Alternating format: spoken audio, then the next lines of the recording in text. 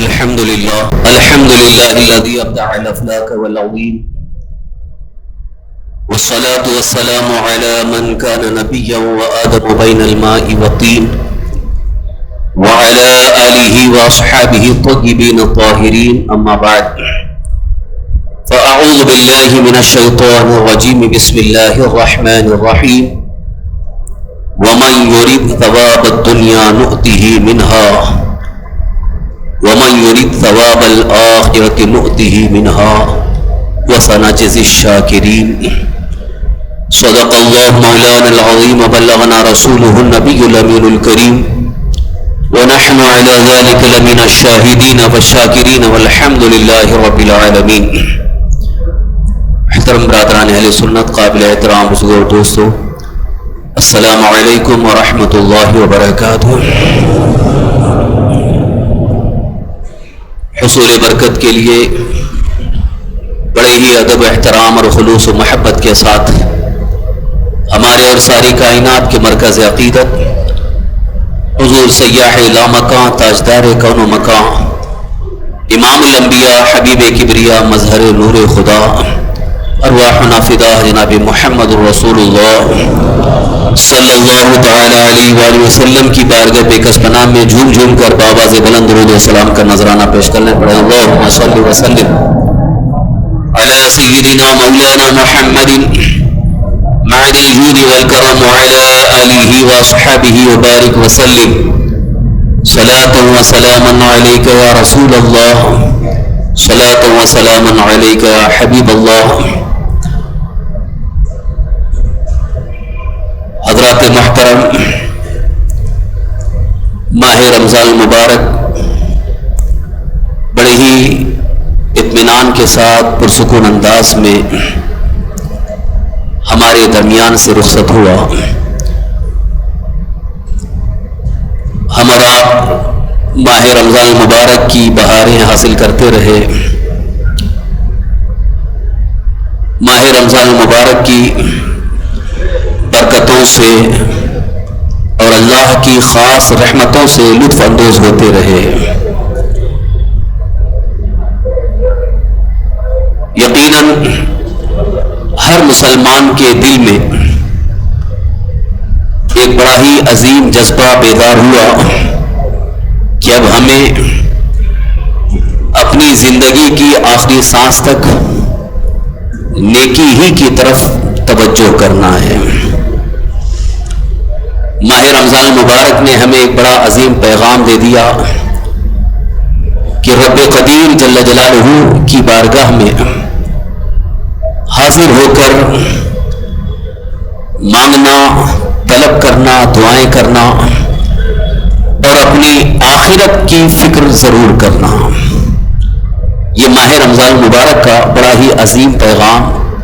آپ نے دیکھا ہوگا کہ ہر شخص اللہ کی بارگاہ میں دعا میں مصروف رہا. روزہ افطار کے وقت بھی، تراویح کے بعد بھی، اور بہت سارے نیک بندے نماز تہجد کے بعد بھی، سحری کے بعد بھی مسلسل اللہ کی بارگاہ میں دعاؤں میں مصروف رہے. میں سمجھتا ہوں کہ جتنی دعا رمضان المبارک میں کی جاتی ہے شاید کسی اور مہینے میں ہوتی ہو. ہر شخص کے دل میں ایک جذبہ بیدار ہوتا ہے کہ اللہ کی بارگاہ میں دعا کرنا ہے، مانگنا ہے.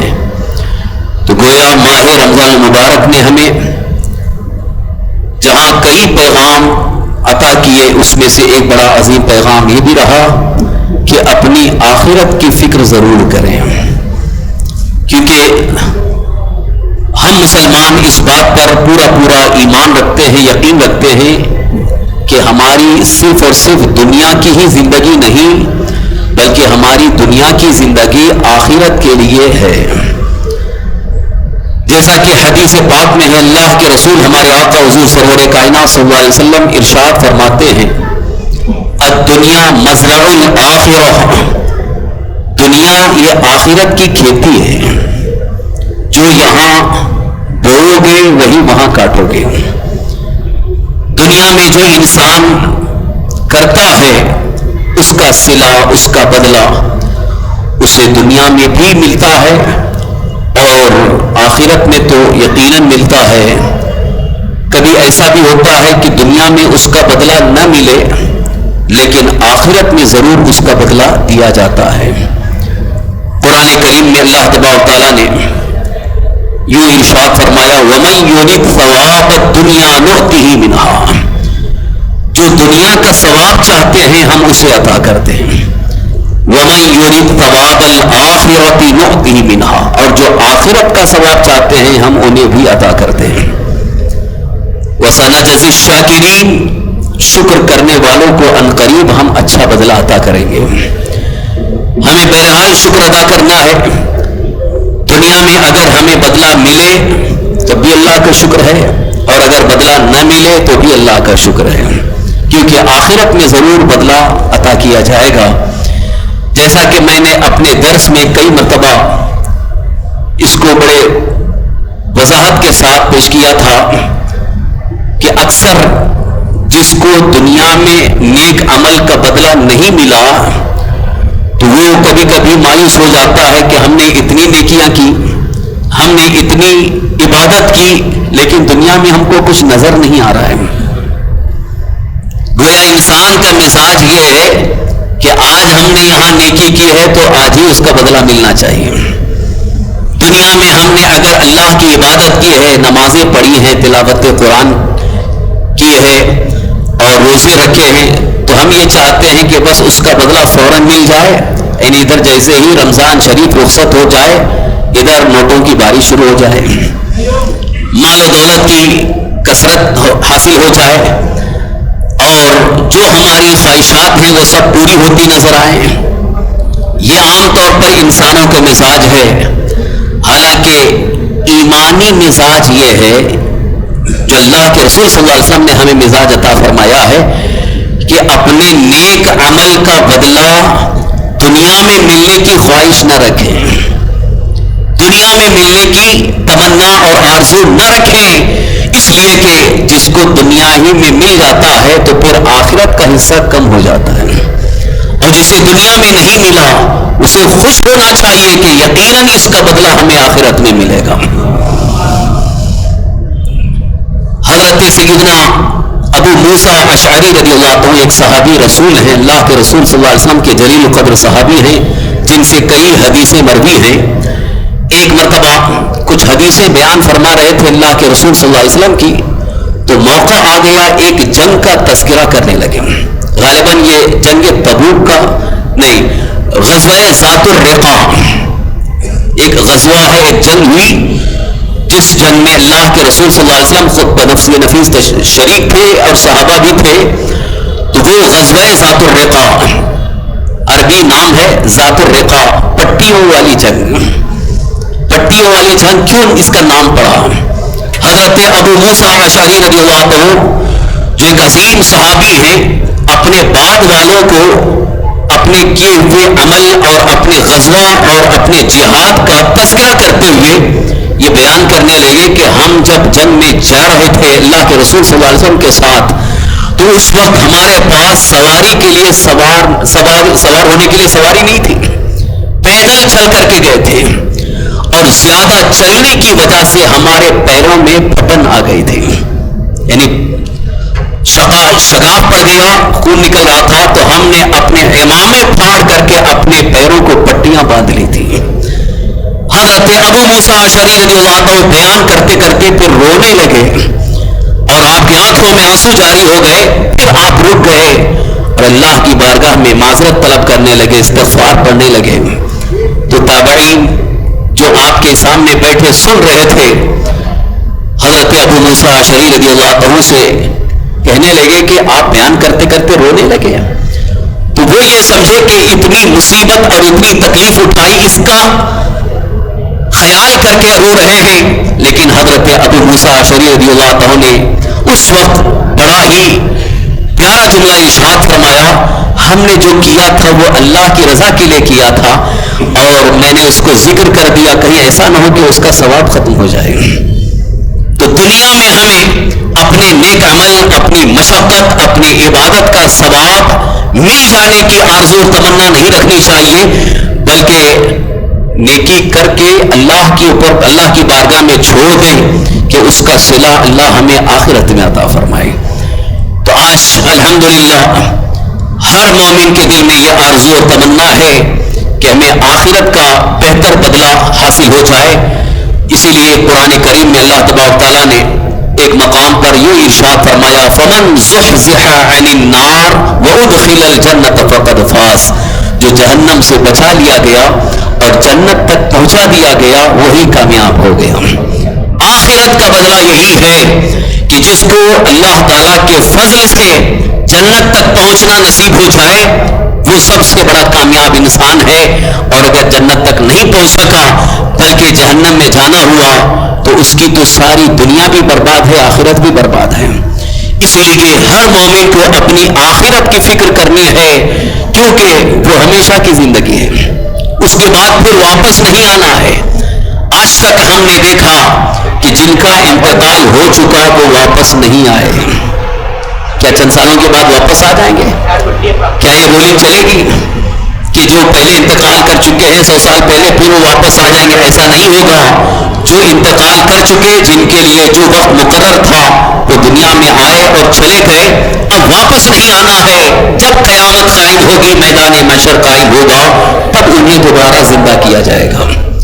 سرکار دو عالم صلی اللہ علیہ وسلم کی حدیثوں کی روشنی میں کہ میدان محشر جب تک قائم نہیں ہوگا اس وقت تک جو بھی دنیا میں آئے اور انتقال کر گئے وہ عالم برزخ میں رہیں گے. یعنی ایک عالم ہے جہاں عالم برزخ وہاں پر رہیں گے. اور پھر اللہ تعالیٰ کے حکم سے جب میدان محشر قائم ہوگا حضرت اسرافیل علیہ السلام دوبارہ سور پھونکیں گے تب وہ اولین آخرین سب کے سب زندہ ہو کر میدان محشر میں آئیں گے. اس کے بعد آخرت کا سلسلہ ہوگا. تو آج مجھے ایک خاص بات یہ عرض کرنی ہے کہ آج پوری دنیا کے بہت ساری قومیں, دنیا میں جتنی بھی قومیں بستی ہیں مسلمانوں کے علاوہ, سب کے یہاں صرف ایک تصور ہے وہ ہے دنیا. لیکن واحد اسلام ایک ایسا عظیم مذہب ہے جس میں صرف تصور دنیا نہیں بلکہ تصور آخرت بھی ہے.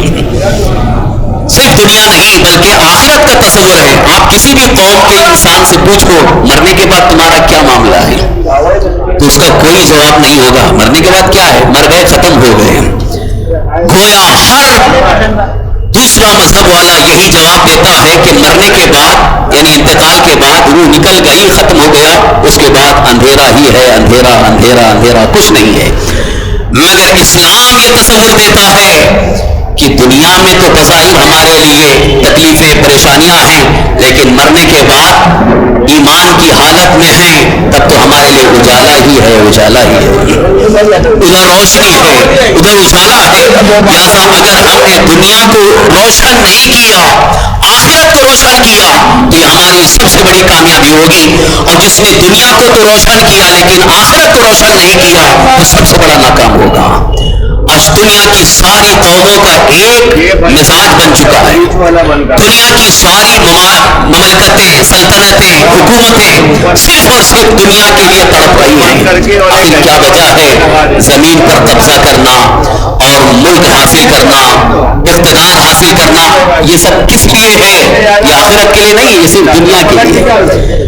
انسان آج صرف اور صرف دنیا حاصل کرنے کے لیے انسانوں کا خون کر رہا ہے اور انسانوں کی زندگی سے کھیل رہا ہے, انسانوں کی آبرو سے کھیل رہا ہے. چاہے وہ کسی بھی ملک کا انسان ہو, یہاں بھی یہی ہو رہا ہے. ہندوستان کی سرزمین پر بھی انسانوں کے خون کی کوئی قیمت نہیں رہ گئی ہے. ایک انسان یہ چاہتا ہے کہ ہمیں اقتدار مل جائے, پورا ملک ہمارے قبضے میں آ جائے, ہماری سلطنت چلے, ہمارا حکم چلے, ہماری حکمرانی چلے. مگر انہیں معلوم ہونا چاہیے اس دنیا کے اندر کسی کی حکمرانی نہیں ہوگی. چند دنوں تک اقتدار تمہارے ہاتھ میں ہوگا, اس کے بعد مرنے کے بعد کوئی اقتدار نہیں ہے, مرنے کے بعد کوئی حکومت نہیں ہے, مرنے کے بعد کوئی سلطنت نہیں ہے, بلکہ مرنے کے بعد وہاں تو اللہ تبارک تعالیٰ کی بارگاہ میں جانا ہے, وہاں واحد اللہ تعالیٰ کی حکمرانی ہے. اور ویسے بھی الحمدللہ دنیا میں بھی اللہ تعالیٰ ہی کی حکمرانی ہے, اللہ تعالیٰ ہی کی حکومت ہے. ملک سب اللہ کے قبضے قدرت میں ہے. صرف امتحان کے لیے اللہ تعالیٰ نے انسانوں کو مہلت دی ہے, اقتدار دیا, دنیا مکمل دے دی ہے. یہاں جو کرو گے پھر تمہیں تو آنا ہی ہے، تو پھر تمہیں واپس میری بارگاہ میں آنا ہے، وہاں سب حساب دینا ہوگا۔ اسی لیے قرآن پاک میں اللہ تعالیٰ نے ارشاد فرمایا وَمَن يُرِدْ ثَوَابَ الْآخِرَةِ نُؤْتِهِ مِنْهَا، جو آخرت کا ثواب چاہتے ہیں ہم اسے عطا کریں گے۔ گویا دنیا میں جو نیک عمل کر کے آخرت کے لیے رکھتے ہیں اور آخرت کی فکر رکھتے ہیں، اللہ تعالیٰ کا وعدہ ہے اس نیک عمل کا ثواب ہم تمہیں آخرت میں عطا کریں گے۔ اور آخرت کا سلسلہ مرنے کے بعد ہی سے سلسلہ شروع ہو جاتا ہے۔ بظاہر عالم برزخ میں، قبر کی زندگی میں بھی یہاں پر انسان جب تک ہوتا ہے دنیاوی عمل کا اس پر کافی گہرا اثر پڑتا ہے، جیسا کہ کئی احادیث کریمہ اس سلسلے میں ہماری رہنمائی کرتی ہیں۔ جو پابند نماز ہے، ایمان والا ہے، پابند نماز ہے، تو قبر کے اندر اس کی نماز روشنی بن کر کے اس کے قریب آئے گی۔ اب اسے وحشت نہیں ہوگی، خوف نہیں ہوگا، ڈر نہیں ہوگا، اس لیے کہ جب قبر میں دفن کیا جاتا ہے تو وہاں تو کوئی نہیں ہے۔ گھر میں اگر اندھیرا ہو تو کسی کو بلا لیتے ہیں، روشنی کر لیتے ہیں، لالٹین لگا لیتے ہیں، چراغ روشن کر لیتے ہیں، لائٹ لگ جاتی ہے، لیکن قبر کے اندھیرے کے لیے کوئی روشنی نہیں، پکارنے پہ کوئی آنے والا بھی نہیں ہے۔ وہاں پر روشنی کیسے آئے گی؟ اس کی ایک واحد صورت ہے کہ ایمان لے کر کے جاؤ اور اللہ کی عظیم عبادت، نماز کا عظیم جوہر لے کر کے جاؤ، تو یقیناً سرکار دو عالم صلی اللہ علیہ وسلم ارشاد فرماتے ہیں اس نماز کی برکت سے قبر نور سے منور ہو جائے گی۔ تو یہ آخرت کا ثواب ہے۔ جو بندہ دنیا میں نماز پڑھ کر کے اس ثواب کی نیت رکھتا ہے کہ اللہ تعالیٰ مجھے آخرت میں عطا فرمائے، یقیناً اسے قبر سے ہی وہ سلسلہ شروع ہو جاتا ہے۔ اور جو آخرت کا ثواب نہیں چاہتا، صرف دنیا میں چاہتا ہے، تو اللہ تعالیٰ فرماتا ہے کہ اگر دنیا میں چاہتا ہے تو دنیا میں بھی دے دیں گے ہم، ویسے تو دنیا میں مل ہی رہا ہے۔ یہ جو زندگی ملی یہ بھی ایک طرح کا ثواب ہے۔ زندگی کی ساری نعمتیں، کھانے سے لے کر پہننے، استعمال کرنے کی ساری چیزیں کس نے عطا کی ہیں؟ کسی حکومت نے نہیں ہے، بلکہ اللہ نے عطا فرمائی۔ رب تبارک و تعالیٰ وہ عظیم رب العالمین ہے جس نے کائنات کی ہر مخلوق کے لیے ہر طرح کی نعمتوں کا انتظام فرما دیا ہے۔ بلکہ ہمیں تو اس بات پر خوش ہونا چاہیے کہ رب قدیر اتنا مہربان ہے کہ دنیا میں ہمارے آنے سے پہلے اللہ نے ہمارے لیے ساری چیزیں پیدا فرما دی۔ تاریخ اٹھا کر کے دیکھو، قرآن کریم کی تفسیر آپ دیکھو کہ سورج ہمارے سے پہلے پیدا کیا گیا، چاند ہمارے سے پہلے پیدا کیا گیا، زمین ہمارے سے پہلے پیدا کی گئی، آسمان ہمارے سے پہلے پیدا کیا گیا۔ گویا انسان کو بعد میں پیدا کیا گیا، اور انسان کے لیے جن چیزوں کی ضرورت تھی اللہ نے انہیں پہلے پیدا فرمایا۔ سورج کی ضرورت تھی، سورج کی روشنی اور حرارت کی آج ضرورت ہے، سورج نہ ہو تو انسان کی زندگی دوبھر ہو جائے گی۔ چاند کی چاندنی کی بھی ضرورت ہے، رہنے بسنے کے لیے زمین کی ضرورت ہے، آسمان کے شامیانے کی ضرورت ہے، اور زندہ رہنے کے لیے آکسیجن کی ضرورت ہے۔ یہ ساری چیزیں اللہ تعالیٰ نے ہماری تخلیق سے پہلے پیدا فرما دیا۔ اس رب قدیر نے جب دنیا کی ان ساری نعمتوں کو ہماری دنیا میں آنے سے پہلے پیدا فرما دیا ہے، تو اب دنیا میں ہمارے آنے کے بعد کیا وہ ہمیں ایسے ہی چھوڑ دے گا؟ کیا وہ ایسے ہی ہمیں رسوا فرمائے گا؟ ایسا ہرگز نہیں ہوگا، بلکہ جب تک ہم زندہ رہیں گے انشاءاللہ یہ چیزیں ہمیں میسر رہیں گی۔ یہ چیزیں کوئی ہم سے چھین نہیں سکتا ہے۔ بظاہر اگر کوئی ظالم حکمراں آ کر کے ہمارے پیروں کے نیچے سے زمین چھین سکتا ہے، زمین چھیننے سے مراد یہ ہے کہ ہمیں اس ملک سے شہر بدر کر دیا جائے، ملک سے باہر کر دیا جائے، لیکن ہماری زمین ہم سے کوئی چھین نہیں سکتا، اس لیے کہ پوری کائنات میں جہاں جائیں گے زمین اللہ کی ہوگی۔ آج صرف زمینوں کا بڑا قبضے کی بات ہو رہی ہے، زمینوں کے قبضے کی بڑی بڑی باتیں ہو رہی ہیں کہ یہ زمین ہماری ہے، ہمارا اس پہ قبضہ ہونا چاہیے، ہماری حکومت ہونی چاہیے، ہمارا مذہب ہونا چاہیے، ہماری فکریں ہونی چاہیے۔ آخر کیا وجہ ہے اس ملک میں کامن سول کوڈ لانے کی؟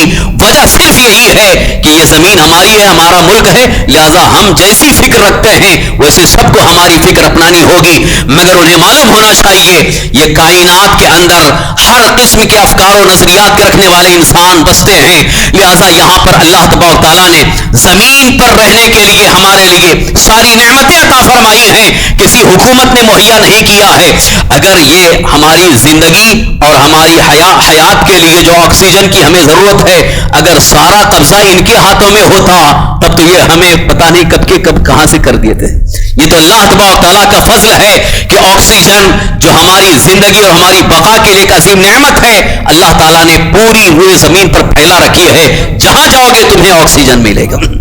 تو آج اس ملک کے اندر جس طرح کی باتیں ہو رہی ہیں, ملک پر قبضہ کرنے اور ملک سے دوسرے نظریات کو ختم کر کے صرف اور صرف کامن سول کوڈ لانے کے لیے ساری تیاریاں ہو رہی ہیں. ان کے لیے سب سے بڑی رکاوٹ جو ان کے تصور اور خیال میں ہے, ان کے نظریے کے اعتبار سے, ان کے خیال کے اعتبار سے, کہ واحد اسلام ہی ان کے نظریے کا مخالف ہے, اسلام ہی ان کے لیے سب سے بڑی رکاوٹ ہے. ہاں, اسی لیے وہ اسلام کو ختم کرنا چاہتے ہیں. حالانکہ انہیں معلوم ہونا چاہیے اسلام رکاوٹ نہیں ہے, اسلام تو اللہ کا وہ عظیم دین ہے کہ دوسری ساری رکاوٹوں کو دور کر کے اسلام پھیلتا ہی رہے گا. اسلام رکاوٹ نہیں ہے, کفر رکاوٹ ہے, شرک رکاوٹ ہے, بتوں کی پوجا رکاوٹ ہے, اور اسلام کسی کے لیے رکاوٹ نہیں ہے. اسلام تو اللہ کا دین ہے اور زمین اللہ کی ہے, ملک اللہ کا ہے. ہم رہیں نہ رہیں, اس لیے کہ ہماری جو زندگی جتنے وقت کے لیے مقرر ہے اتنی زندگی ہم جی کر کے چھائیں گے, ہم رہیں نہ رہیں, لیکن جب تک اللہ چاہے اس زمین سے اسلام کو کوئی ختم نہیں کر سکتا ہے, اسلامی نظریات کو ختم نہیں کر سکتا ہے, اسلامی افکار کو ختم نہیں کر سکتا ہے, اسلامی نظریات کو ختم نہیں کر سکتا ہے, اسلامی شعار کو ختم نہیں کیا جا سکتا ہے, اور اسلامی امن و امان کو بھی ختم نہیں کر سکتا ہے. اگر میں تاریخ اٹھا کر کے آپ کے سامنے تاریخ کے جھروکوں میں ان تاریخ کے اسباق کو پیش کروں کہ کس کس دور میں اسلام کے خلاف اٹھنے والی کیسی کیسی طاقتوں نے کیسی کیسی سازشیں کی ہیں, مگر وہ ساری سازشیں ناکام ہو چکی ہیں, کہیں انہیں کامیابی کی صورت نظر نہیں آ رہی. اب اگر یہ سوچ رہے ہیں کہ اب ہم پوری طرح سے کامیابی حاصل کر لیں گے, ان سے بڑی بڑی طاقتیں اسلام کے خلاف اٹھ چکی ہیں, وہ سب کے سب ختم ہو گئی, ان کا نام و نشان مٹ گیا ہے, اور انہوں نے جو سوچا تھا ان کی سوچ کے مطابق انہیں کبھی کامیابی نہیں ملی. قرآن کریم میں اللہ تعالیٰ ارشاد فرماتا ہے, انہم یکیدون کیدا واکید کیدا, یہ کافر اپنا مکر کرتے ہیں اور میں خفیہ تدبیر کرتا ہوں. اللہ کی خفیہ تدبیر کے آگے انسانوں کی کوئی تدبیر, کوئی ان کی سازش, ان کی کوئی پلاننگ کامیاب نہیں ہو سکتی. ان کے سارے منصوبے, میں بڑی ذمہ داری کے ساتھ کہہ رہا ہوں, آج اس ملک میں بسنے والا اگر کوئی ایسے منصوبے بنا رہا ہے کہ ہندوستان سے اسلام ختم ہو جائے, تو ان کے سارے منصوبے, ان کے سارے پلانس مکڑی کے جالے کی طرح ہو کر کے نظر آئیں گے اور ان کی کوئی حیثیت نہیں ہوگی. بظاہر ہمیں کمزور دیکھ رہے ہیں, اس لیے کہ انہوں نے یہ سمجھ لیا ہے کہ اب مسلمان کمزور ہو گیا ہے, اب مسلمان کے پاس کچھ نہیں رہ گیا ہے, مسلمان کمزور ہے, جس طرح چاہو اسے موڑ سکتے ہیں, جس طرح چاہو اسے جھکا سکتے ہیں. مسلمان کمزور ہے لیکن اسلام کبھی کمزور نہیں رہا ہے, اسلام ہمیشہ طاقتور رہا ہے. یہ اور بات ہے کہ ہماری جو کمزوری ہے وہ ہمارے اخلاق کی کمزوری ہے, ہمارے اعمال کی کمزوری ہے, ہمارے ایمان کی کمزوری ہے, اور اس کا خمیازہ ہمیں بھگتنا ہوگا. لیکن اسلام کبھی کمزور نہیں رہا ہے. اسلام کی طاقت کو دیکھنا چاہتے ہو تو بڑی بڑی طاقتوں کے سامنے تنہا حضرت علی رضی اللہ عنہ نے باب خیبر کو اکھاڑ کر کے پھینکا, یہودیوں کے قلعہ خیبر پر اسلام کا پرچم لہراتا نظر آیا. اسلام کی طاقت کو دیکھنا چاہتے ہو تو اسی ہندوستان کی سرزمین پر سومناتھ پر پرچم لہرانے والے محمود غزنوی نے دکھا دیا تھا, اسلام طاقتور ہے, مسلمان کمزور تو ہو سکتا ہے لیکن اسلام کبھی کمزور نہیں ہے. آج ان کے ذہن میں یہ بات آنی چاہیے, میں کھل کر کے اس لیے کہہ رہا ہوں, جن لوگوں نے سمجھ رکھا ہے کہ اسلام کمزور ہو گیا ہے, اسلام کبھی کمزور نہیں ہے, کسی دور میں کمزور نہیں ہوا ہے, اسلام ہمیشہ طاقتور رہا ہے. یہ اور بات ہے کہ مسلمان خود اپنے اعمال اور کردار کی وجہ سے کمزور ہوتا چلا گیا, اور وہاں سے, اور جب مسلمان کمزور ہوتا ہے اسے اس کا خمیازہ بھگتنا ہے, اس کے نقصانات اسے اٹھانی ہوں گی. جیسا کہ ایک دور تھا مصر کی سرزمین پر بخت نصر نے حملہ کیا تھا, اس وقت فلسطین کی سرزمین پر بخت نصر ایک ظالم بادشاہ نے حملہ کیا تھا, اس وقت سارے مسلمانوں کو اس نے تہہ تہہ کر دیا تھا, ختم کر دیا تھا, اس لیے کہ اس وقت مسلمان کمزور تھے. اسی طرح سے بغداد کی تاریخ بھی یہی ہے کہ ہلاکو خان نے لاکھوں مسلمانوں کو قتل عام کر دیا اور ختم کر دیا تھا, لیکن کیا اسلام بغداد سے مٹ گیا؟ کیا اسلام بغداد سے ختم ہو گیا؟ کہ فلسطین سے اسلام ختم ہو گیا، جہاں جہاں اسلام کو ختم کرنے کی سازشیں ہوئی مسلمانوں کو تباہ و برباد کر دیا گیا، لیکن پھر کوئی اللہ کا ایک نیک بندہ اٹھتا ہے، وہی پرچم اسلام بلند ہوتا ہے۔ اسی لیے ڈاکٹر اقبال نے کہا جہاں میں اہل ایمان مثل خورشید جیتے ہیں، ادھر ڈوبے ادھر نکلے، ادھر ڈوبے ادھر نکلے۔ جو اللہ کے نیک بندے ہوتے ہیں، ایمان والے ہوتے ہیں، بظاہر تعداد میں وہ کم ہوتے ہیں اور وہیں سے پھر اسلام پھیلتا ہے۔ ہمیں کروڑوں کی تعداد کی ضرورت نہیں ہے، مضبوط مسلمان کی ضرورت ہے، اور اللہ کی بارگاہ میں بھی اسی مضبوط مسلمان کی اہمیت ہے جس کا ایمان و عمل اللہ کی بارگاہ میں مقبول اور معتمد ہے، اور اسی سے انقلاب پیدا ہوگا۔ آج جو بظاہر یہ سمجھ رہے ہیں 20 کروڑ ہیں 25 کروڑ ہیں کیا کر لیں گے، 20 کروڑ 25 کروڑ 100 کروڑ بھی اگر مسلمان ہوں گے تو کچھ نہیں کر سکتے۔ ایک مضبوط مسلمان ایمان والا ہوگا، وہی انقلاب پیدا کر سکتا ہے۔ لہذا آج جو فکریں الگ الگ طرح سے پھیلائی گئی ہیں، نفرتیں پھیلائی گئی ہیں کہ اس ملک میں، ہمارے اس ملک میں اسلام کے آنے کی وجہ سے ان کو بڑی تکلیف ہوئی ہے، معاذ اللہ رب العالمین، اس بارے میں بھی میں دعوت فکر دینا چاہتا ہوں، اور سیکولر ذہن رکھنے والے اس بات کا اعتراف کرنے پر یقیناً مجبور ہیں۔ اسلام کے اس ملک میں آنے کے بعد سے انسانوں کو کبھی تکلیف نہیں ہوئی ہے، بلکہ انسانوں کو راحت ملی ہے۔ اسی ملک کی سرزمین پر، اسی ہندوستان میں ایک دور وہ تھا کہ عورتیں جلائی جاتی تھیں، کس لیے؟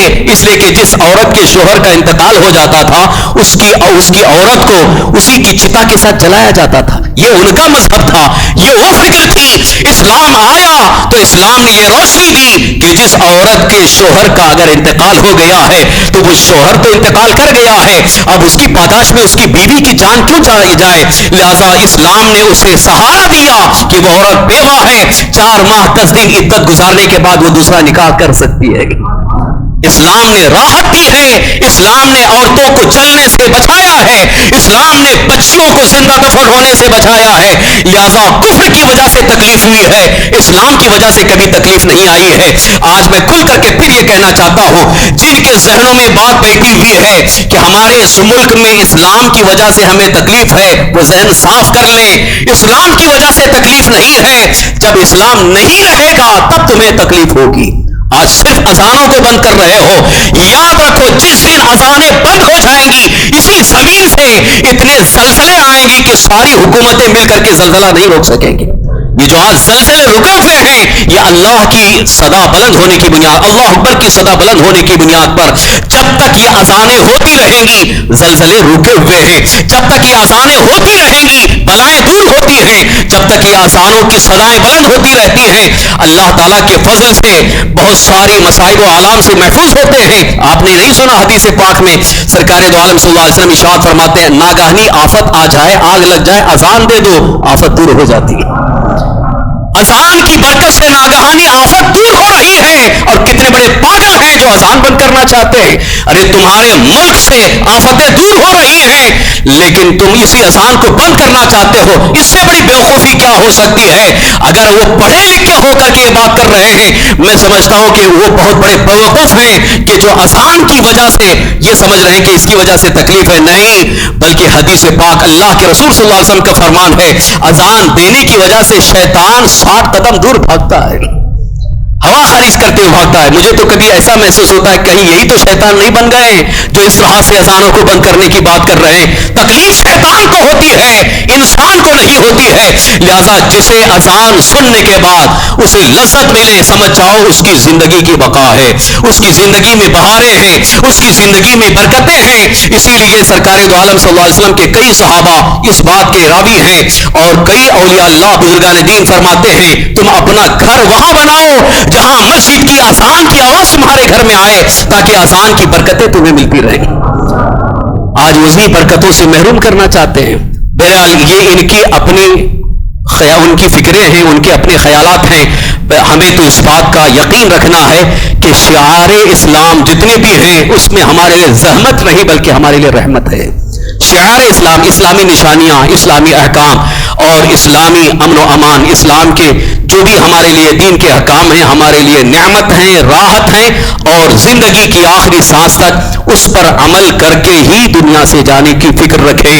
یہ نہیں کہ ان کا دباؤ آ گیا تو ہم اسلام چھوڑ دیں گے، اسلام کو خیرآباد کہہ دیں گے، نہیں، بلکہ ہم ساتھ اسلام کے ہی جائیں گے۔ یہی فکر ہونی چاہیے، یہ تصور آخرت ہے، اس لیے کہ ہمارے لیے دنیا سب کچھ نہیں ہے بلکہ ہمارے لیے آخرت ہے، اور اسی آخرت کی فکر میں جو دنیا کی زندگی گزارتا ہے، اللہ کے حبیب ہمارے آقا حضور سرور کائنات صلی اللہ تعالی وسلم نے ارشاد فرمایا، جس نے اپنے اندر آخرت کی فکر کو، آخرت کے غم کو اپنا لیا، اللہ تعالیٰ اس کے دنیا کے سارے غموں کو دور کر دیتا ہے، دنیا کے سارے غموں سے اسے نجات مل جاتی ہے۔ لہذا آج کے دنیا کے غموں سے نجات چاہتے ہو تو آخرت کی فکر اپنا لو، انشاءاللہ سارے غموں سے نجات مل جائے گی، اور غم دینے والے، ٹینشن دینے والے دیتے دیتے خود ٹینشن میں آ جائیں گے۔ وہ ٹینشن میں آ گئے ہیں کہ ہم نے اتنا ان کو ٹینشن دیا، کیوں ٹینشن نہیں آ رہا ہے، کیوں نمازیں نہیں چھوڑ رہے ہیں، مسجد کیوں نہیں چھوڑ رہے، یہ ٹینشن میں آ گئے، بوکھلا گئے، اس لیے اذانیں بند کر رہے ہیں۔ مگر سن لو، اللہ کا مومن بندہ جہاں ہوتا ہے، نماز کا وقت ہو گیا وہی نماز پڑھ لے گا، اور مسجد سے اس کا تعلق اتنا گہرا ہے، سرکار دو عالم صلی اللہ علیہ وسلم نے ارشاد فرمایا، مسجد سے مومن کا اتنا گہرا تعلق ہوتا ہے، ادھر نماز پڑھ کر کے نکلتا ہے تو حقیقت میں مومن ہے، اس کا دل مسجد سے لگا رہتا ہے، مسجد سے لگا رہتا ہے۔ اور آپ کو شاید یاد ہوگا، میں نے وہ حدیث پڑھ کر کے سنایا تھا کہ 7 ایسے مبارک اشخاص ہیں جن کو اللہ تعالیٰ میدان محشر میں عرش اعظم کے سائے میں عطا فرمائے گا، عرش اعظم کا سایہ عطا فرمائے گا، جہاں کوئی سایہ نہیں ہوگا عرش اعظم کا سایہ ہوگا۔